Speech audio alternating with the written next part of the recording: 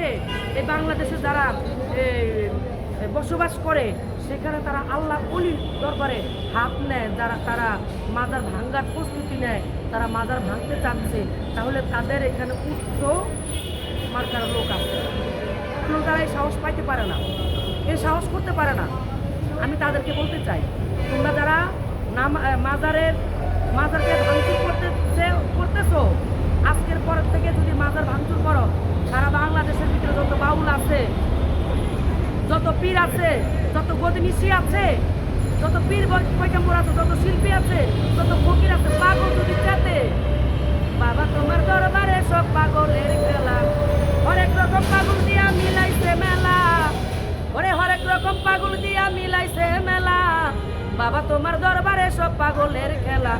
এই পাগল যদি একবার চেতা যারে বাবা তোমাকেও কিন্তু বাঁচতে দিব না, করে দিলাম।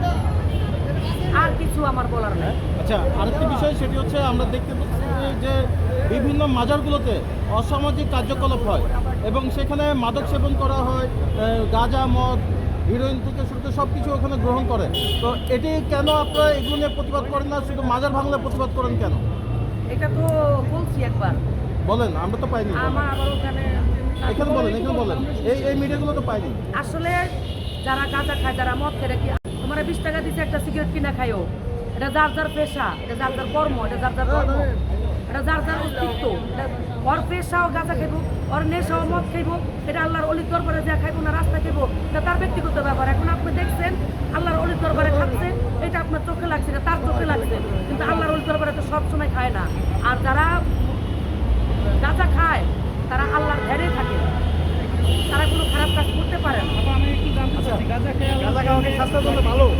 চিন্তা করা, এটা আপনি কিভাবে দেখেন? মাজারে এটা কিভাবে দেখেন? এটা যে যেভাবে দেখতে পারেন, এটা আপনার মনে, আপনি ভক্তিতে মুক্তি, তর্কে বহুদূর। ভক্তিতে মুক্তি, তর্কে আপনার প্রতি বিশ্বাস আসছে, তাহলে ওনার প্রতি আপনার বিশ্বাস আসলে আপনি ওনাকে উনি একটু পানি করা দিলে, ওনার পানি করা খাইয়া যদি আপনি ভালো হন, তাহলে আপনি ওনার কাছে ছুটে যাবেন 10 বার, 1000 বার যাবেন, তাতে তো অপরাধ নাই।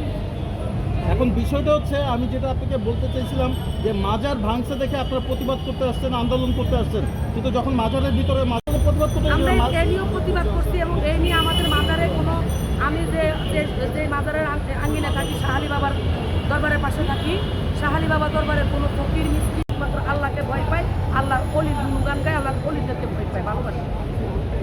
আমার নাম বাবু, পেট নীতি করি, আমরা রাজনীতি করি না, আমাদের পেটের দায়